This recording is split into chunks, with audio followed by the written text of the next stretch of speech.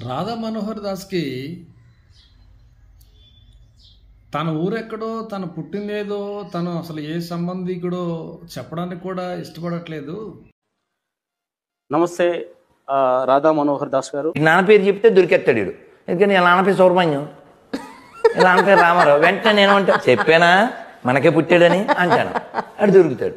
చాలా మంది మీ గురించి వ్యక్తిగతంగా తెలుసుకోవాలని ఉంటుంది. మీ బాల్యం ఎక్కడ మొదలైంది, మీరు ఎక్కడి నుంచి వచ్చారు, హిందువుల కోసం ఇంత చేస్తున్నారంటే ఆయన గురించి తెలుసుకోవాలని ఉంటుంది. మీరు ఎక్కడి నుంచి వచ్చారని, మీ బాల్యం ఆ విషయాలు చెప్పగలరా? వాస్తవానికి నేను అందరవాణ్ణి కాబట్టి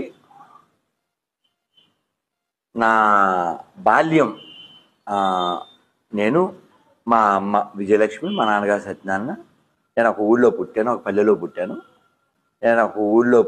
ఒక పల్లెలో పుట్టాను.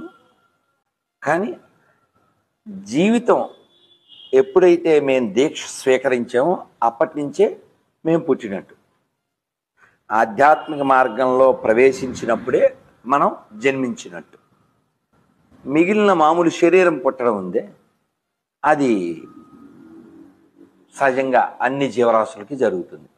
మొన్న చిన్నజీవి స్వామి దగ్గరికి వెళ్ళి పాదాలకు నమస్కారం పెట్టాడు. ఇతనే దేశమంతా తిరుగుతూ నేను చాలా పెద్ద వ్యక్తిని, నాకు బాగా అనుభవం ఉంది అని చెప్పి అన్నాడు. అలాంటిది ఇతను వెళ్ళి చిన్నజీవి స్వామికి నమస్కారం పెట్టాడు. ఆయన కనీసం ఈ దాసుని ఇలా చేత్తో కనీసం తాకడానికి కూడా ఇష్టపడట్లేదు. అక్కడ చాలామంది నెటిజన్లు కామెంట్లు పెట్టారు, అరే నువ్వు అంటరాని వాడివా, చండాలుడివా, నువ్వు కులం తక్కువడివా, ఎన్నెన్నో చెప్పుకొచ్చారు. కాబట్టి ఇతను సనాతన ధర్మం కోసం ప్రాకులాడుతున్నాడు. ఒక సందర్భం గుర్తుపెట్టుకోవాలి, ఎక్కడైనా సరే అతను చెప్పే మాట ఒకటే, మా వీర్యానికి పుట్టాడు, మావోడే, మా దేశోడే అంటాడు. దేశానికి ఒక దేవుడు ఉండడు, సృష్టి అంతటికి ఒకటే దేవుడు ఉంటాడు. ఆయన్ని, ఆ సృష్టికర్తను గుర్తించిన వాళ్ళు ఆ సృష్టికర్తను వెంబడిస్తున్నారు.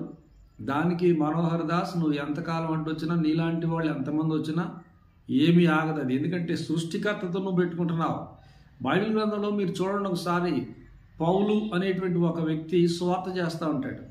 అతని అసలు పేరు సౌలు. అతడు దేవుణ్ణి ఆరాధించే వాళ్ళని చంపేయాలని చెప్పి గవర్నమెంట్లో అధికారం తీసుకుని వెళుతూ ఉంటాడు. బైబిల్ మీరు చదివితే కనపడుద్ది. దమస్కు అనే పట్టణం దగ్గరకు వచ్చేసరికి ఆ ప్రాంతంలో దేవుడు ఆకాశం నుంచి ఒక స్వరం వినపడుతూ ఉంటుంది, సౌలా సౌలా మునికోళ్లను ఎదురు తనలేవు అని చెప్పొచ్చు అంటాడు. అది గుర్తుపెట్టుకోండి. సౌలు దేవుని ఆరాధించే వ్యక్తులందరినీ కూడా చంపేయడానికి అధికారం పొందిన వ్యక్తే బొక్కబోర్ల పడ్డాడు. అతడు ఫిలాసఫీ చేసినాడు, పిహెచ్డి చేసినాడు అతడు. అంతేకాకుండా అతడు ఆ రోజుల్లో ఆ గవర్నమెంట్లో ఆ ప్రజల యొక్క జీవన విధానంలో ఇతడు బాగా పేరు పొందినవాడు, ఆరితేరినవాడు అన్ని విద్యల్లో కూడా. అటువంటి సౌలే బొక్కబోర్లా పడ్డాడు. నువ్వెంతయా బచ్చగాడివి, ఏంటి చెప్తున్నావు? సృష్టికర్త యొక్క ధర్మాన్ని కానీ, సృష్టికర్త యొక్క నిజాయితీని కానీ నువ్వు ఆపగలవా? బైబిల్లో ఏవో తప్పులున్నాయి. ఏంటి తప్పులున్నాయి? ఏ తప్పు లేదు. దేనికి తప్పు ఉంది? తప్పులు చేసేది మీరు. మీ తప్పులు సరిదిద్దడం కోసం, మీరు చేసిన పొరపాట్లు ఏమండి తొలగించడం కోసం, మీ పాపాన్ని క్షమించడం కోసం ఆయన యేసుక్రీస్తు అనే పేరుతో మానవ శరీరం ధరించుకుని సృష్టికర్త అయిన దేవుడే ఈ లోకానికి వచ్చి పాపాల కోసం, నీ పాపం, నా పాపం, అందరి పాపం కోసం రక్తం ధారపోసాడు. ఆ రక్తం ధారపోస్తేనే కానీ పాపానికి క్షమాపణ లేదు. ఆ సత్యం గుర్తించు ముందు.